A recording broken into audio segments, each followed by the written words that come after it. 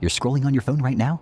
Maybe lying in bed, mildly annoyed that your Wi-Fi buffered for 2 seconds. You groan when a flight's delayed 40 minutes, or when Google Maps adds 6 minutes to your drive. Your whole life runs on getting from one place to another so easily that travel barely feels like an event. It's just a button you press. Now picture the opposite.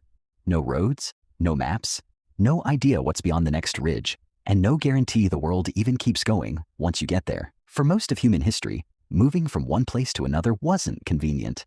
It was a gamble made by people with no way of knowing if they'd survive the next 100 miles, let alone an ocean. So the question is simple. With no maps, no ships built for open water, and no clue what existed beyond the horizon, how did human beings spread across the entire planet? Start with the walking. Around 70,000 years ago, small groups of Homo sapiens began moving out of East Africa, not with a plan, not with a destination, just families following rivers and herds, trying to eat dinner next week. Here's what doesn't make sense until you think about it.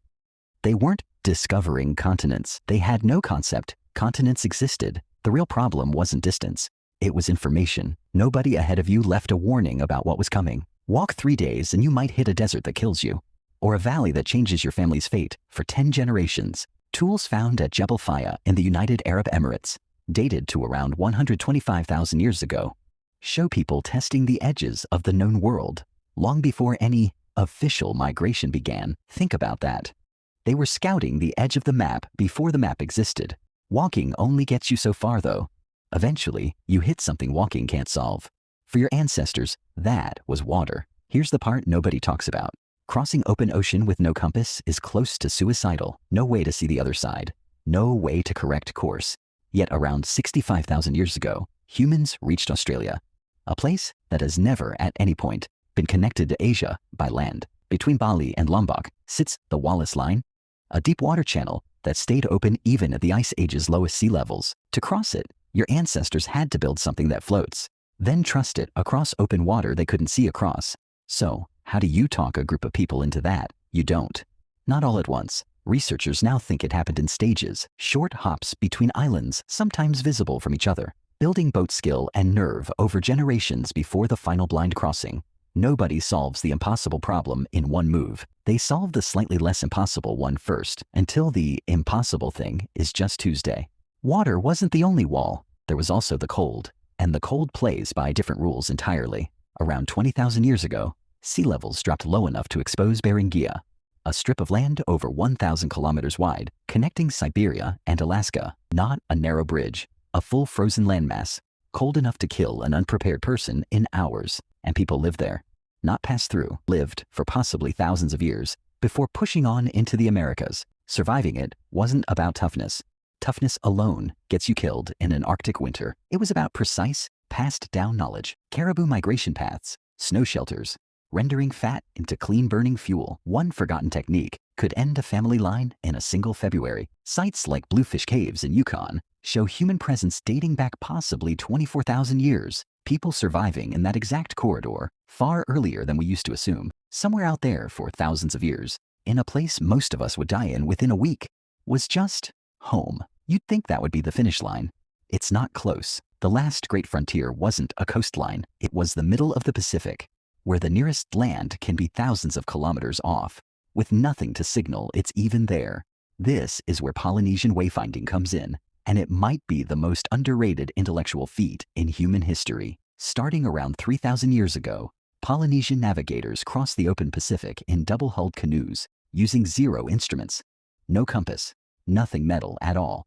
They memorized star paths, the exact rising points of over 100 stars, to hold a course through the night. They read ocean swells with their bodies, lying in the hull to feel wave patterns bouncing off islands they couldn't yet see. They tracked birds that never strayed far from land and which direction those birds flew home at dusk. This wasn't guesswork before real navigation got invented. It was a full generational science, built from the human body and the natural world instead of metal instruments. Training on islands like Satawal in Micronesia could take 20 years, because missing your island by a few degrees in the open Pacific meant there was no next island, just ocean. By the time Europeans reached the Pacific in the 1500s and 1600s, Polynesian sailors had already been living on Hawaii, Tahiti, and Easter Island, thousands of kilometers apart.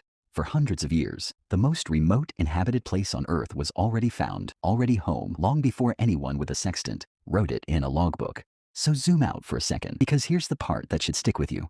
Every obstacle we just walked through, the unmapped deserts, the invisible ocean gaps, the frozen corridors, the endless Pacific, none of it got solved by one genius or one lucky invention. It got solved slowly by ordinary people just trying to survive the next season, passing one small piece of knowledge to their kids, who passed a slightly better piece to theirs. Nobody pushing that first raft into the channel near Bali knew they were settling Australia. They were just trying to make it to spring. Your existence right now, wherever you're sitting, is the end result of an unbroken chain of people who guessed right at exactly the right moment over and over for tens of thousands of years. One wrong guess anywhere in that chain, one drowned raft, one starved winter, one missed island in the dark, and you simply wouldn't be here to be annoyed about your Wi-Fi. Winter came at your ancestors with frozen ground and no wood, and they answered with rendered fat and packed snow shelter. The ocean came at them with invisible islands, and they answered with star paths memorized over 20 years. The desert came at them with no water and no warning, and they answered by testing the edge of the map, one terrifying trip at a time. Every wall the planet put in front of them, they didn't go around. They studied it, adapted, and walked straight through it without a single tool you'd recognize as modern. We tend to think of ancient humans as primitive, as people we've evolved past. The truth is closer to the opposite. They had less margin for error, and somehow made fewer mistakes than that margin allowed. Every place humans now casually call home exists because somebody's ancestors solved an unsolvable problem with nothing but patience, observation, and each other. So go ahead. Look back down at that phone. Feel that Wi-Fi buffer for 2 seconds. But now you know what's underneath that comfort. 100,000 years of people crossing oceans they couldn't see across, surviving winters that should have killed them, finding islands smaller than a parking lot in an ocean bigger than every country on Earth combined. You didn't get here by accident. You got here because somewhere behind you, in the freezing dark or the endless water, someone refused to stop walking.